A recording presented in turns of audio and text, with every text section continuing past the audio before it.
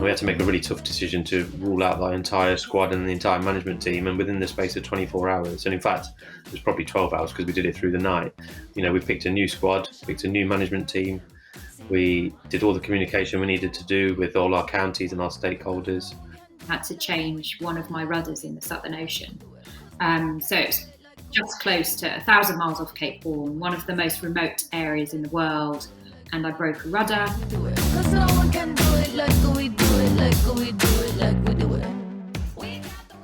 Hello everyone, and a very warm welcome to the Smartsheet sessions, a series exploring how businesses can power growth, creativity, collaboration and achievement by transforming their approaches to work. I'm Michael Costello, Chartered Business Psychologist and a very excited host for this episode 2, focusing on elevating performance by nurturing teamwork. This was so simple before March 2020, where we could gather around the office, share ideas, problem solve and support each other, and actually laugh together in the same room. All that changed with COVID. Teams scattered, many offices were off limits, and no doubt many introverts celebrated as they worked from home. This new era now challenges leaders to nurture teams in a new environment where today showing up to work means something very, very different. To explore this, I'm joined by two incredible individuals and high-achieving leaders in sport to see what businesses can learn from their successes. Firstly, we have Bobat, the Performance Director at the England and Wales Cricket Board. Mo supports the performance needs of England's teams and identifies and develops the best potential players from county cricket. When England won the Cricket World Cup in 2019, the Telegraph said he was the man behind the country's scouting revolution. We also have the incredible and inspirational Pip Hare, a solo sailor and round-the-world yachtswoman. She was the first British skipper to finish the Vendée Globe Race in 2021, finishing in 19th place this February. She became the 8th woman to ever finish this race. In her words, more men have walked on the moon than women have completed the Vendée Globe, which was all the inspiration she needed to succeed. And now her sights are set on the same competition in 2024. A very warm welcome to you both and to the Smartsheet sessions. Mo, if we could start with your career experiences, what stands out for you as a moment of excellence in terms of collaboration in cricket? But also, do you think collaboration is something we can really pin down in terms of objectives at work? Well, look, firstly, it's great to join you all. Great to be in your company, Michael, and obviously an honour to be in Pip's company as well. So thanks for having me. I suppose in answer to your question on collaboration, one obvious example comes to mind, and it's probably still a work in progress for us. But for those who don't really know international cricket too well, our senior international team, given the volume of cricket that they play and the nature of a lot of that cricket, which involves a lot of touring, some of which I guess will have some similarity to what Pip goes through, our senior team could easily just be regarded as a bit of a travelling circus. They almost become their own sort of isolated environment. They're always on, they're often away from home, and often that involves a lot of unsociable time together. Even if you just look at this year alone, 2021 through till probably March next year, in those 15 months, our senior team are playing the equivalent of a match day every 3 days for 15 months. And if you include on top of that training days, travel days, time away from home, actually, if someone did everything, they spend 82% of that 15 months on deck away from home, which is unsustainable, really, particularly given that you add all the COVID complications to that as well. So I guess the obvious point to make is our senior team can become very separated from the rest of the system. And in the past, that separation has probably been quite wide. And, I'm in charge of our pathway, and it's our pathway's job. And in the past, it's always been seen as our pathway's job to deliver players to England. You kind of hand them over to England, and the England environment will then concentrate on winning. And I suppose an area that we've tried to collaborate quite strongly is bringing those two things closer together, having the senior team not feel as isolated and separated from the rest of the system, and really focusing on a strong support system. And that's involved and required a lot of collaboration between my department and the head coach and his team and management team.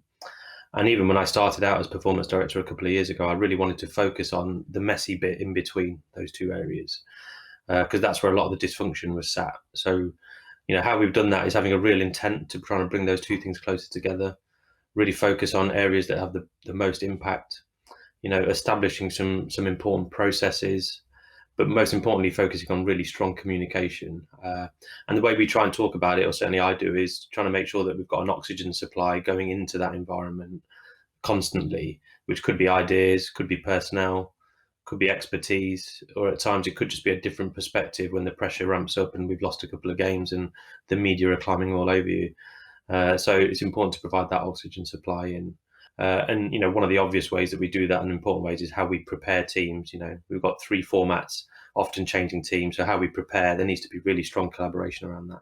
Fantastic, thank you, Mo. And Pip, if we come to you, of course, you're acting solo at sea. However, you must be reliant upon a wider team on dry land. So I'm very interested to know what you think are maybe the core ingredients to a team, and what core ingredients helped you during the Vendée Globe race that led to such an incredible result. So it's really interesting hearing Mo's side of things there, because I think I'd always imagined kind of that a team like the England cricket team felt like a team wherever they went and felt really supported. But actually that level of disruption, I guess it goes across the board. And I was I've been coming at it from another angle, because as a solo sailor, I'm just used to doing everything on my own.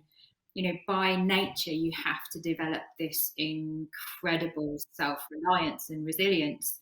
And I think, there is a tendency from someone who is that strong, that strongly self-reliant, not to engage the wider team. And so for me, when I recruited my team, I needed to make sure that they were people who knew what I was doing. So my technical director is he is the most experienced technical director in Vendée Globe history. So he understood very well the challenges that I was going to face, and how, what 3 months at sea alone would look like. But we needed to work really hard on this relationship of trust between us, because I have to trust that he is making the right decisions for me and with me before the race in terms of preparation. And then he needed to trust that I was going to be completely honest with him while I was on the racetrack about what was happening, how I was feeling, and, the general state of things. And through the whole team, communication is so important. And it's not just about words. It's about understanding how I react in times of stress. Quite often in times of stress, I don't use words. There's other forms of communication that kind of are flags to my team that I'm struggling. When did you feel was the key moment for you in that team where you could actually open up about how you're feeling about something, or when you could be totally honest about the reality of a situation? The closer you get to the start of the race, the more stressful it becomes, because you've got these hard deadlines. You've kind of got the point of no return in terms of the fact that you cannot do any more preparation. You are now set, you must go. And so during, I guess, the closer we got to the start of the race, the more kind of intensely the team was feeling. And it's at these times really that the communication really started to flow. And my team was set up actually quite close to the event. I didn't have the luxury of working with them for 2 years. We actually really started working together properly 5 months before the event. So all of that we were kind of growing into it as a team. But I think from my perspective, the minute that start gun fired, I knew that in order to meet my objectives, I had to utilize the skills of my team. And so, I think my communication style definitely changes when I'm in competition. I'm much more direct in competition, and I'm uncomfortably honest at times. But then it's my team's job to kind of filter out the bits that are important, and also to kind of take the communication in the spirit in which it's intended. Absolutely. And you had some big characters on your team with huge experience, and I think you've mentioned in the past almost maverick-like personality. Uncomfortably honest, Pip. That sounds like a really interesting place to be.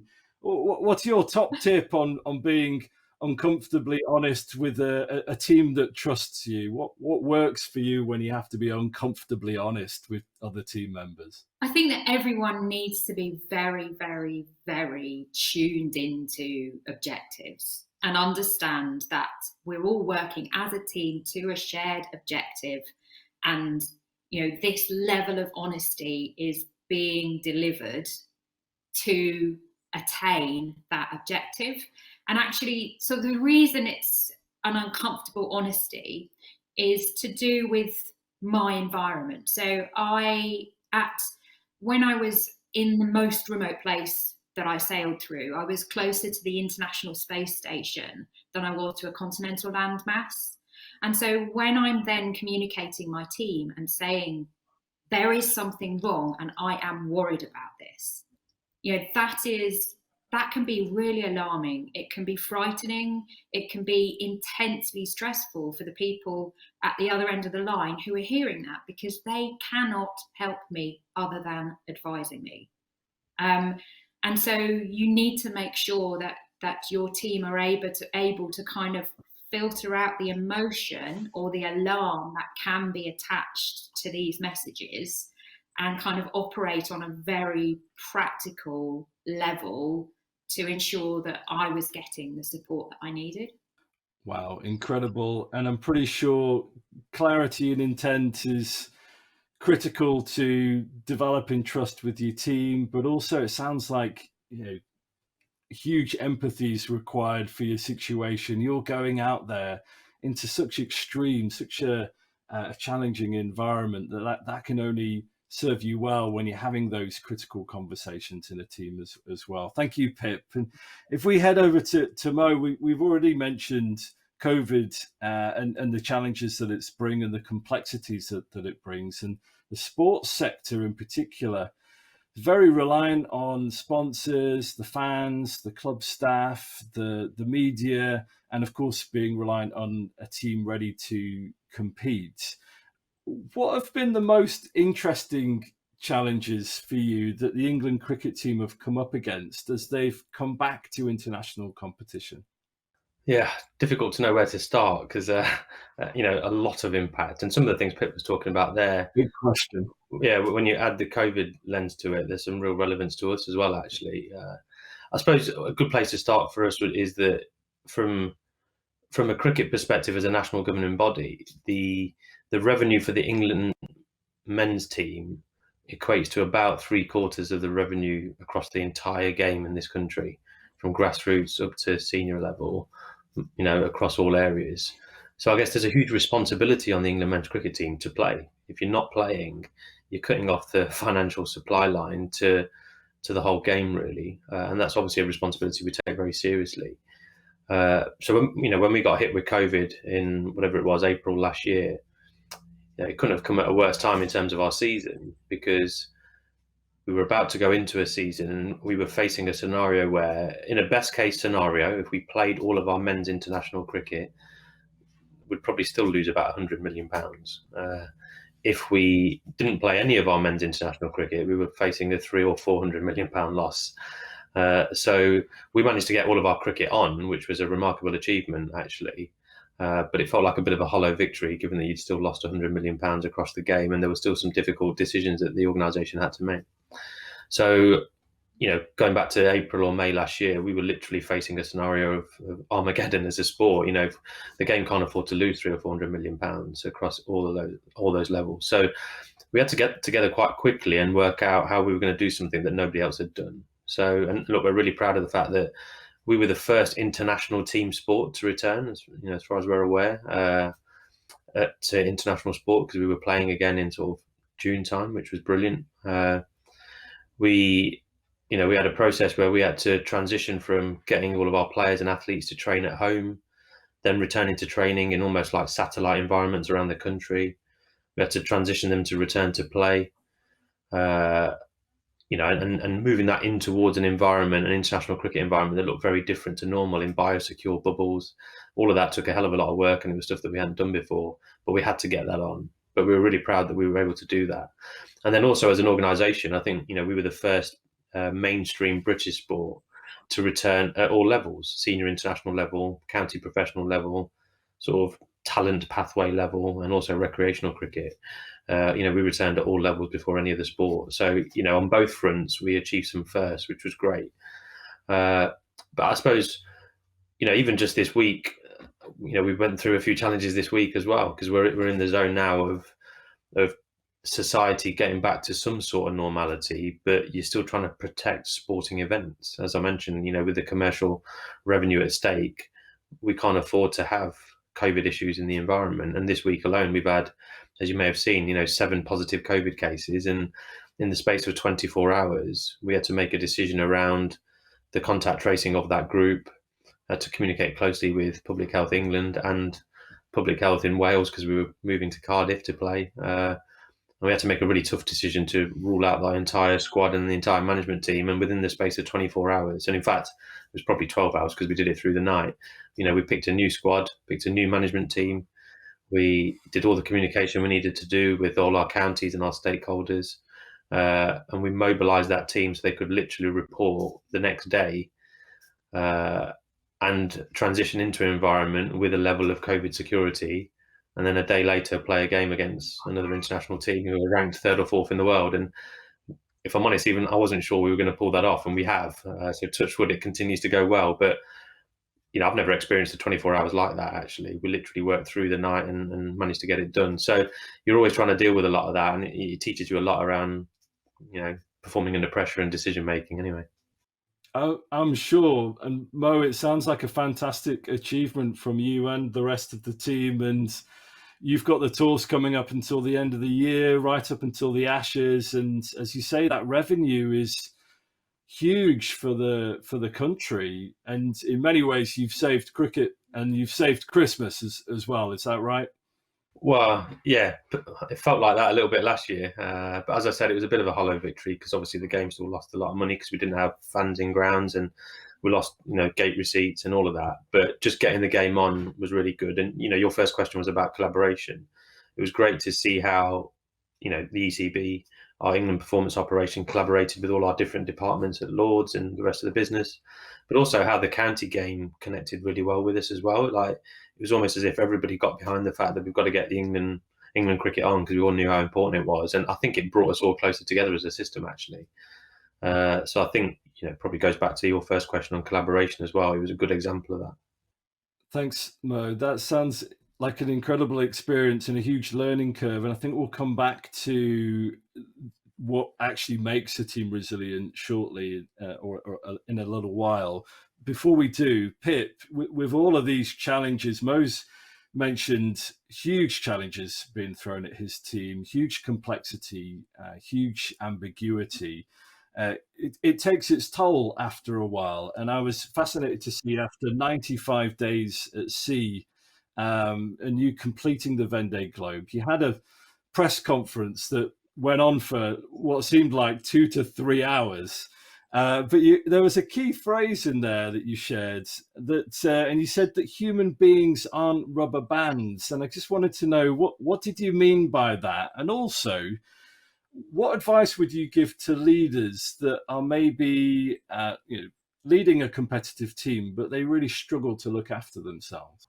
So I think if I look back at my race, the biggest mistake that I made during my race was underestimating the mental and emotional toll of a significant event.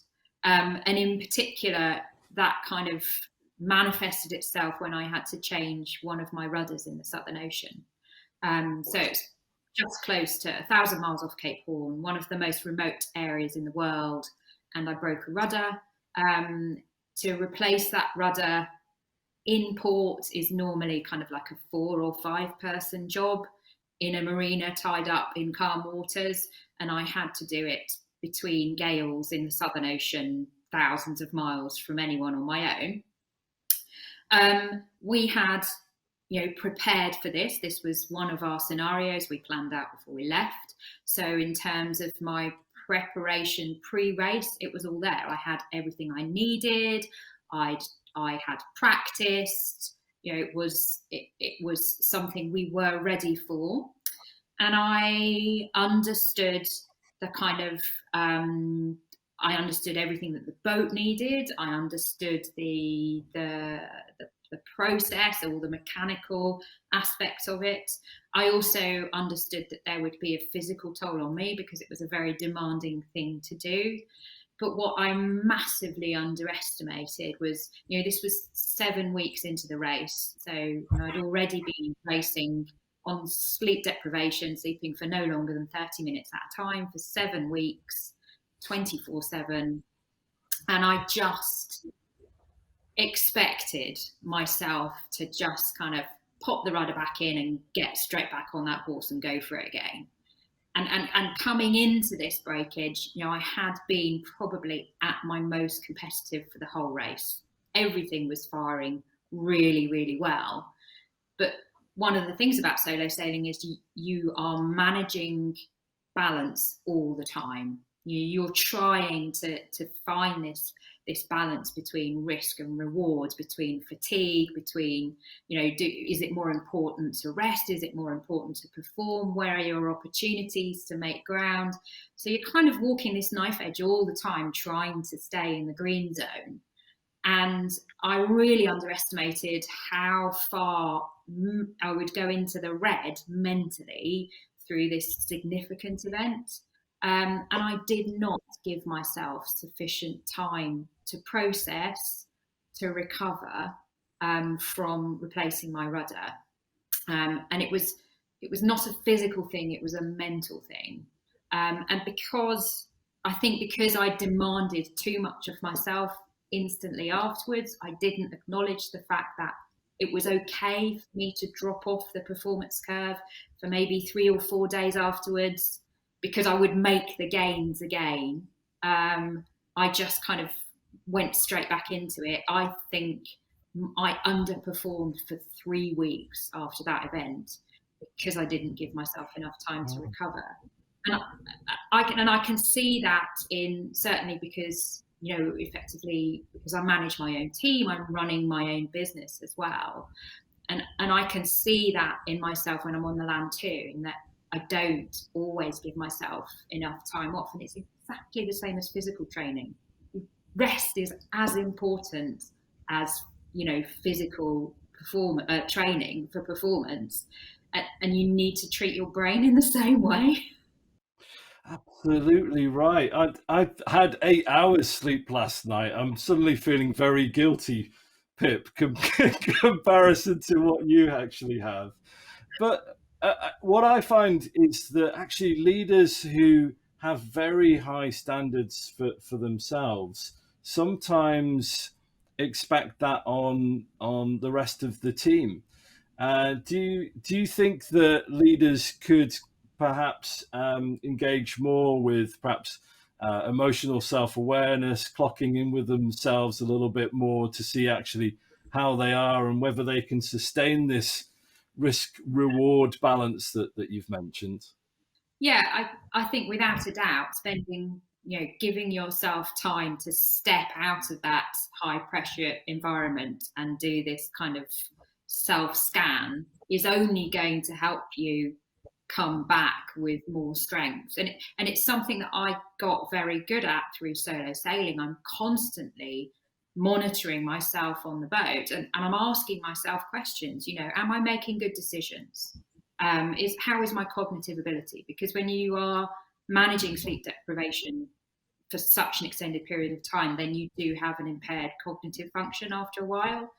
Do I need to drink? Do I need to eat? Do I need to sleep?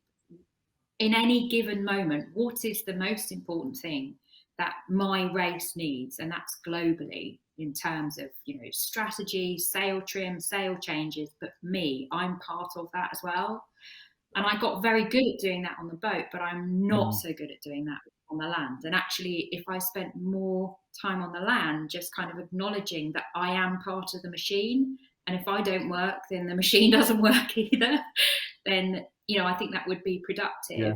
And definitely, I'm a big believer in leading by example. And if I'm overworking, then I think that kind of makes my team think that they should be doing the same thing. And that's exactly what I don't want.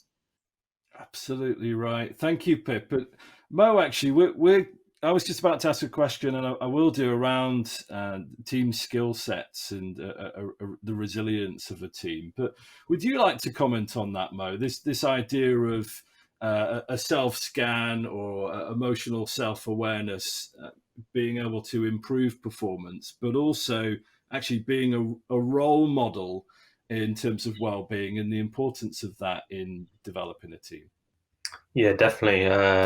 It resonated strongly as Pip was talking. Actually, it's probably a work on for me too. In that, you're trying to strike this balance all the time of being really ambitious and driving towards targets and goals, but also as a leader trying to set the standard and the bar high for your team.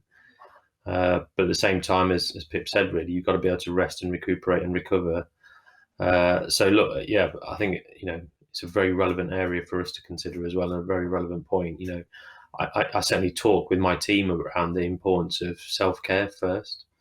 And always putting your own oxygen mask on before you consider trying to help others. So I think that's key. Part of that is just showing the vulnerability to put your hand up at times and say I'm struggling and asking for help, or even giving people permission. I think permission giving is quite important, and giving people permission to I guess aid your own self-awareness, because in times of stress you don't always see that. But look, yeah, all of that makes a huge amount of sense. It's only something we talk to, something we encourage, and I definitely think there's a lot of power in the role modeling of that. I think if the leader can role model balance, then I think it encourages the team to role model balance. I've been very aware since I've been in the role I've been in to think about some of my work behaviors, even things like, at what time of day am I going to send an email? I think about that differently to how I would have done before I was leading in the role that I'm in, because that has an impact on what other people think is expected. What time do I ring a member of my team? What do I ask of them? That's above and beyond. All of that goes through your mind slightly differently, I think, when you're in a position of leadership and responsibility. So there's the bit that cares for yourself. I think that's key. And there's also what your behavior transmits to the people around you, even that you don't notice, subtle cues. Even the fact that the time that you turn up to, we have our performance center in Loughborough.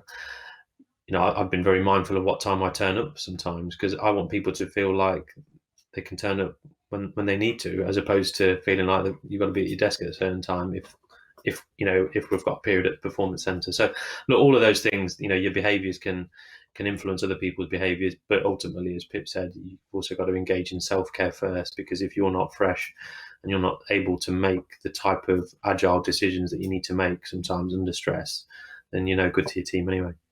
Thanks, Mo. Email sending is a huge bugbear of mine, and it's interesting, isn't it? The fact that organisations can say, we don't expect you to be responding to emails at weekends, but as soon as one senior figure does, it's like a house of cards, right? Everyone else kind of caves in, and that's the president, sadly. And interestingly, you mentioned that the England cricket team has kind of fallen to COVID recently, and actually there's been a number of players that have had to step up, and a new captain in place. And prior to this interview, we talked about the importance of actually teams having broad skill sets and experiences to tackle performance challenges. So there's such irony there that this is really happening to the England team. Huge changes are going on. So how have the ECB gone about creating broad skill sets and experiences, and how have the team collaborated to generate those? It starts with being really clear on what you're trying to achieve. What are your targets and what are your, I guess, even your personnel needs moving forward. So, what in our world, what are we trying to win? So it might be that it's a T20 World Cup that's coming up in the next 12 months or an Ashes series or whatever. So what are you trying to win? What does it take to win? I think is an important thing to consider, and I'm sure all sports give that thought.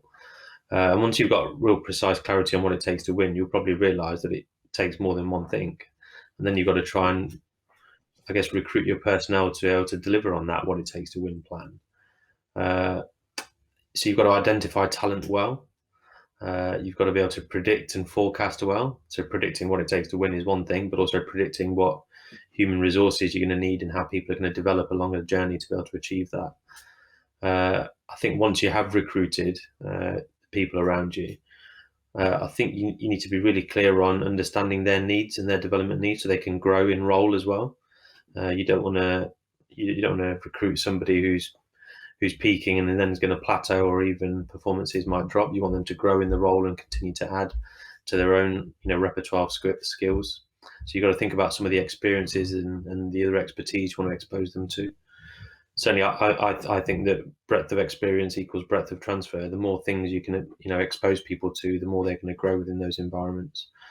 And then it's also making sure that you're looking for diversity, and I don't just mean that in the obvious sense. You're looking for diversity of perspectives, people that can bring unique differences, and certainly people that can add value, and then they can adapt. So all of those things I think are important ingredients, whether I'm talking about a management team or even a playing 11. I think all of those things are true, And you've had huge changes in the current England cricket team because of COVID. Paint us a picture, Mo. What were some of the reactions to the change? You've mentioned adaptability, but this is unprecedented. It's been a long time since England has had a team like this with not quite as much experience as I assume as you would like. Well, yeah, we've probably been working towards this sort of stuff for a while now. We've had an extreme version of that this week, of course, but even through what I mentioned with COVID last summer, because of the nature of biosecure environments and us having to get all of our games on in a really tight schedule, we actually had periods where we were fielding concurrent England teams. We had a test team playing, and then the day after, a one-day game starting in a different part of the country. So we had a bit of rehearsal for this last summer, just through the COVID constraints we were faced with. So, in this modern era of cricket, with the schedule as it is, and certainly with COVID restrictions, I guess teams are having to adapt and get used to fielding two teams. And some of that's easy because you've got format specialisms, but some of that's quite difficult because players play across formats. So I guess we've had a bit of a go at that. As I said, this week was quite an extreme version where I think it's the first time the captain has said at the toss before the game, we've got 11 changes from the last game, where it was a whole new playing 11. Ben couldn't even remember all the debutants because it had escaped him at the time. But to be honest, it's been received pretty well. Like, the media have kind of got behind it and realised it's been a difficult thing for us to deal with. It helps that we won our first game, which was probably exceeded a few people's expectations, and the lads played really well. Still got a couple of games to go in this specific series, but in general, it's been received very well. But it obviously presents challenges. In some roles and areas, we feel like we've got a real depth of talent, and picking the next in line is relatively straightforward. And then in other areas, it's a bit more challenging because we might not have the same level of depth. So I guess the challenge for someone in my role as performance director is I'm trying to make sure that across all of our key roles, whether that's batting at the top of the order, batting in the middle of the order, pace bowling, spin bowling, wicket keeping, across all of those areas, we've got an oversupply of players across formats that are ready to go. And then you can make the types of strategic decisions you need to make around who plays when and why. You can adapt to challenges and unforeseen circumstances. You can think about rest and rotation, but also you can think a bit like I'm sure Pip has to about when you need to peak and prioritizing major events so that you're at full strength when you need to be. And all of those challenges are exactly what I wrestle with every day. And, I get quite excited by that because I think that's the strategic bit that the head coach needs support with. Fantastic attitude, it sounds like, right across the team. Talk about adaptability to change. I'm ever so tempted to hear if there are any naysayers in the camp that just said, look, it can't be done, but I won't go there. But we'll head over to Pip and continue with this theme of uncertainty. It does feel like uncertainty's been around for a little bit too long, Pip. It's meant incredibly hard decisions for businesses. Although some might say that uncertainty, a little bit like with Mo's answer, it brings the best out of us at times. So during the Vendée Globe, what uncertainty did you encounter, and what do you think great teams do to wade their way through uncertainty? I think during a race like the Vendée Globe, you are dealing with uncertainty all the time. It's always there. It just kind of ramps up and down depending on conditions. I mean, so when we started, there is no guarantee that I was going to finish. And actually, this year was an extraordinary year because we had so few boats drop out. But historically, it's 45% of the boats that have started the Vendée Globe race have not finished it. So, you know, those are challenging odds from the start. And it's never a given. You know, you can have freak occurrences that are no fault of your own that happen in the middle of the ocean. So during our race,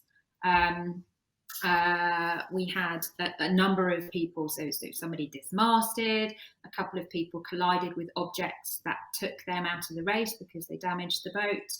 And in fact, one guy, his boat sank off South Africa. And so, you know, probably the biggest uncertainty that we deal with in a team is around these kind of safety issues of managing large events in extreme remote environments. And I think the way that we deal with it is by absolutely committing to preparation and training. So going into the event, you as a team, you collectively need to understand all of the risk and what the outcomes of different events could be. We spend a lot of time mitigating against those. So every single part of the boat that could break is addressed, and we need to make sure that I have tools and spares and expertise to fix every one of those problems.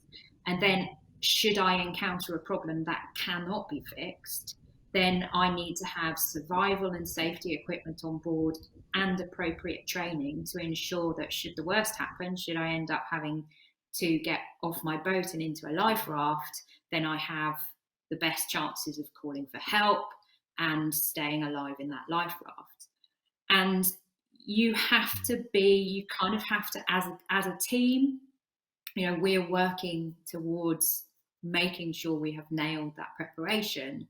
But when you start the race, psychologically, you know, I found that you have to draw a line under all of this. You have to go into it saying, we have prepared, we have trained, we are ready. You know, there's always this acknowledgement that something could happen, which is out of your control and you cannot predict it. But if you focus on those unknowns, then, you know, you will be risk averse. You will not perform as well as you could. So collectively, we turn around at the start of the race, we say, good job, we have done a good job. We have done the best we possibly could to get here. And now we're performing, and that's it. And I wasn't sure how well I would be able to manage that because it was the first time for me in the Southern Ocean. And it's a scary place, believe me.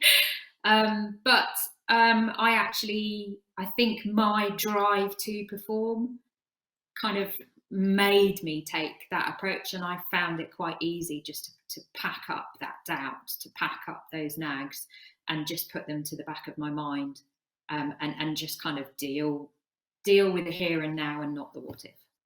Incredible, Pip. And it's almost a 50-50 chance that you're describing there, that just in a moment the whole thing can be taken away from you. How hard is it for a team to unpack a moment like an obstacle just damaging the boat and the race is over, how hard is it for a team to accept that? And what does a great team do to get over that huge loss in a way? I mean, luckily I have not been in that position yet, and I hope I never will. But it's definitely something that we talked about as a team before we left, and even kind of on a minor level with me when I broke my rudder. There was we allowed ourselves collectively almost a set period to kind of mourn the loss of performance. Mourn the fact that I was going to lose 2 days out of my race, and it was, I was then lying 15th in the second oldest boat in the fleet, so massively exceeding what everyone thought my potential performance was. And I found that we had to address that as a team. We had to take it on board and be emotional about it, because it was devastating for all of us. But then again, it's just a question of regrouping, of understanding what we're there for, what our objectives are, what we all want to collectively achieve, both for me, my team, our supporters, the people watching the race, our sponsors. There's this huge family of people involved, and then you kind of just got to be intensely focused on what is the next positive step that we can take to recover from this, and I guess a failure that would cause you to drop out of the race. I think that would be the same process, but kind of a bit harder. Absolutely right. And I think we'll come back to taking the positives, and something I'd like to learn about is, of course, it's not just about the position that you finish or just about the winning. There's so much more to take from the experience. So perhaps we'll come back to that, Pip. Mo, many managers, of course, are aware in project management, Pip's described kind of risk analysis up front and things like that. And there's also the importance of the allocation of roles and responsibilities and accountabilities in teams. But where I get stuck in team leadership is how do you ensure team members take the responsibility of looking out for one another and supporting each other so that they do feel like they can access support when they need it? Yeah, good question. I guess even before that, just going back to the stuff that Pip was saying, that it was fascinating to listen to. Certainly one of my strongest reflections from the whole COVID era has been the requirement for people to be able to tolerate uncertainty, like in your own personal lives, but also in professional stuff that you do. And I found that quite hard as a leader myself. Your team and your staff want answers, they want clarity, they want certainty, and in some cases you can provide it. In other cases you might have that insight but you can't share it, and you hold stuff back to protect them. And then in other cases you can't provide the clarity and the certainty, and you can't reassure them as a system, and that's quite difficult. So yeah, hearing Pip speak around that, in that context, again, mirrors some of my thoughts on what's happened through COVID. And I think those people that have been able to deal with the uncertainty and ambiguity and it not drain them or affect them too much emotionally, it kind of frees you up to be able to make effective decisions under pressure around things like risk. So yeah, just got me thinking hearing Pip speak about that. But coming back to your question on I guess people looking out for each other, we kind of touched on it a little bit earlier around, I think, again, I'll go back to the importance of self-care first. We have some formal mechanisms and processes in place to try and do exactly that, whether again we're talking about players or staff. But some of the things we try to do is we try and do a comprehensive assessment all of our people, so that we try to really understand them deeply across a number of areas, and that might be how they perform under pressure. It might be what they're like when they're touring. It might be some of their interests outside of their work, so that you've got some emotional hooks for people. There'll certainly be stuff around their family, but even things around their upbringing and their motives, their drivers. I guess, things that influence them on a good day and a bad day, even things like attachment, all of that. We try and cover quite a broad base of understanding on our people. So I suppose that's one thing.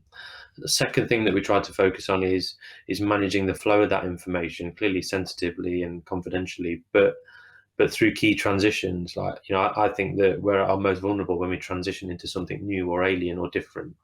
So that could be a player making their debut for England.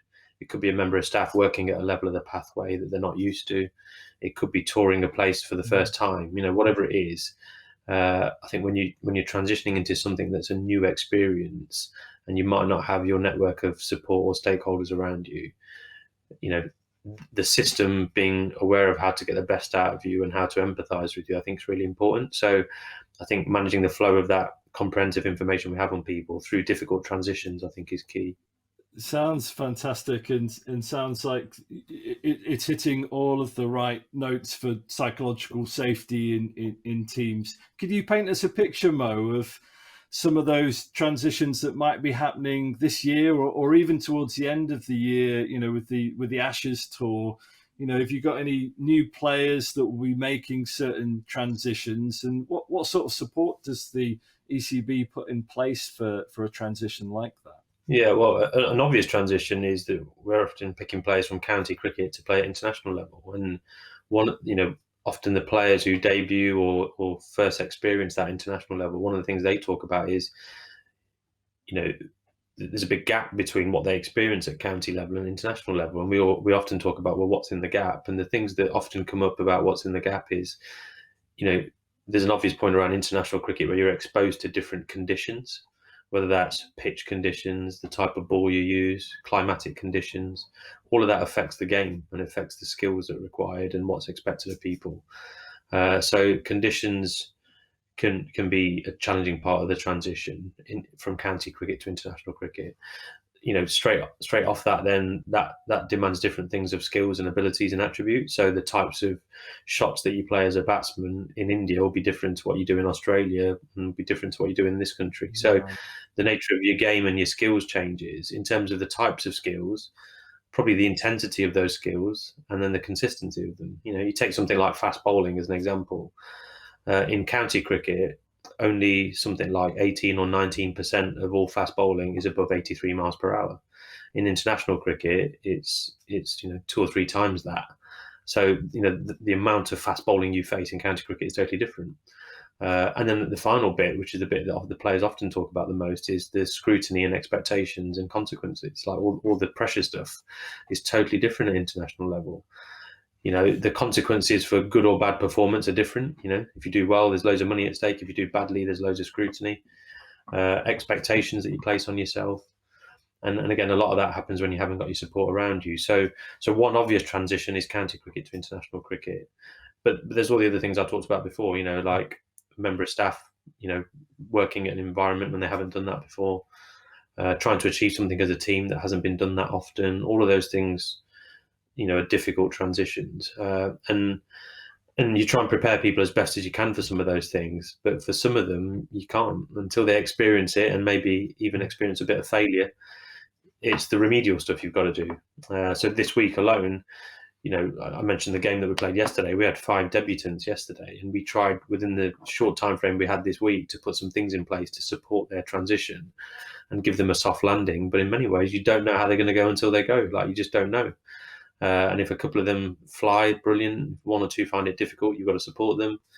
1 or 2 might bounce out and never play again, and that's difficult. So, yeah, you can prepare as much as you can. We certainly try to, but in some cases, because of the size of the gap, you almost don't know until you know. And we try and play as much cricket at the level beneath it as we can to test people out and try and confirm talent. But yeah, it's difficult to replicate that.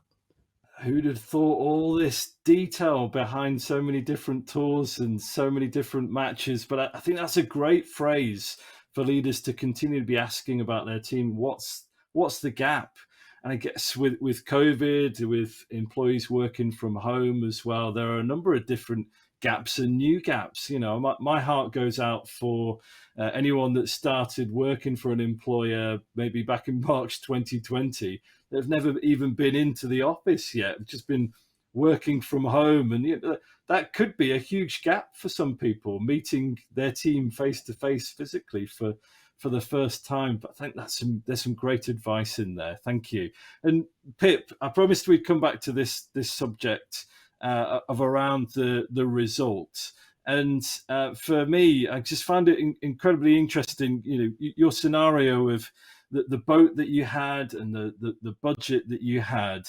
I wondered, how important was it for your team to focus on really the best achievable outcomes in what is the world's toughest sailing environment and such an unpredictable environment that you've described as well? Yeah, I mean, I think it was tough trying to, isolate what a smart objective would look like because of the way that my campaign came into life. I started mid-cycle. I had one of the oldest boats in the fleet. I didn't have a title sponsor until 6 months before the event. So actually, the year and a half prior to signing my title sponsor had been kind of about qualifying for the race.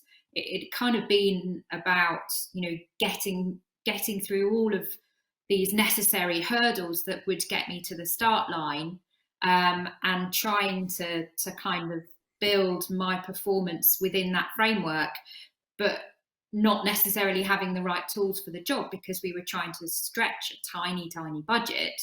I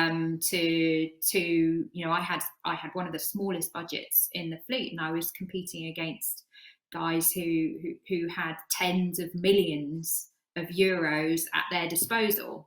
And so, I think it would have been very easy for us to say, it would have been easy and understandable for us to say the goal is to finish the race, because even if I'd finished the race, I still would have been the 9th or 10th woman in history to ever finish the race.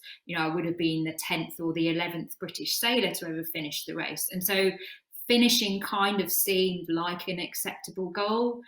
But for me, that wasn't, I needed a performance goal in excess of that. And I actually sort of managed to, I think the important thing was to create the right balance between my, the intense kind of sporting aspirations and then the functional goal of finishing. And I managed to kind of blend that by using again, sort of as Mo touched on, a diverse team. So the two people who really kind of influenced our objectives, or my objectives within the race, were kind of opposing forces. So I had my technical director, Joff, who is very much kind of like, look, you've got the oldest boat in the fleet, we're on a minimal budget, let's just make the boat strong, just finish the race. Finishing the race is awesome. That's an awesome result.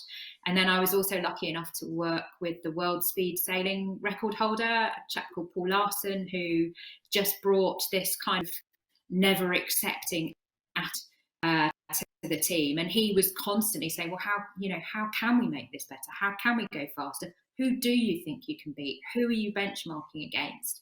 And he kind of never allowed me to accept. He always pushed me to go to the next level. And I think the blend of those two working together, often opposing forces, they definitely needed to be balanced, and I needed to sort of carefully manage how we all work together. But I think that is what kind of gave me the result that I had, and it was way in excess of what anybody had expected from my boat and my team. But kind of inside, that was where I had wanted to be. I just kind of didn't articulate it before the race because that's not my way. Sounds like a fabulous chemistry that you had in your team to drive your performance and satisfy your own ambition as well, Pip. And you're now going on to 2024. How do you work out what's realistic now when you look ahead at the next race? So I think, we're going into this next race. So I've managed to acquire the boat that actually holds the Vendée course record. So that in itself is, a massive step up for me and my team. And I'm starting the 4-year cycle ahead of the game already, which means that we have an incredible runway to kind of work on developing and performing the boat from a design and technology point of view, but also, I have this great scope for working with different coaches and kind of, working on myself as an athlete. And I think, it sounds probably a bit obvious, but the objective is, to sail my best game, and what that looks like. We, in all honesty, stepping right into a new boat, we have aspirations of where we want to be, but we're not going to understand how possible that is until we start competing in that boat next year. But definitely, for me, this is the greatest luxury of my life, to be this far ahead of the game, 3.5 years out to the major event, because I've always been kind of driving just to enter rather than having the space to be able to drive to perform. So I am so looking forward to the next 3.5 years, and we as a team are determined just to give it everything that we have. Fantastic. I'm very excited for you. So we're coming towards the end of the interview now, and in the words of one of my favorite TV detectives, Columbo, I have just one more question for you both. If there's one thing businesses can learn from elite sports people to ensure that collaboration thrives, what would it be? So let's start with you, Pip. Communication is not just about the words that you say. It's an entirely holistic language. And you can see it in sport, because you're watching, you can see the way that players in a team interact with each other, and certainly from our perspective, we're all communicating remotely, but words do not make communication. And I think if you want to operate as a team, you need to look at a person and a situation as a whole, and have an understanding of that. Thank you, Pip. And Mo, your final thoughts?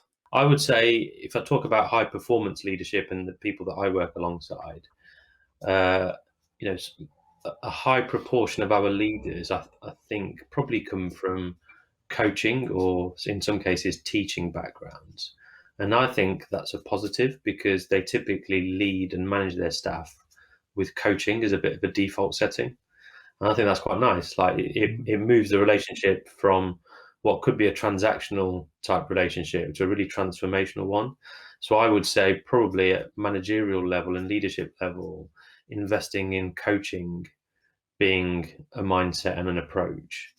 So it is around people development, and a bit like Pip said, the holistic approach is key, but trying to grow the people that work for you, and I guess aligning people around exciting common goals, and then growing towards those goals, I think is great, rather than just thinking of your line management duties. And again, I'm sure there's a lot of that does happen.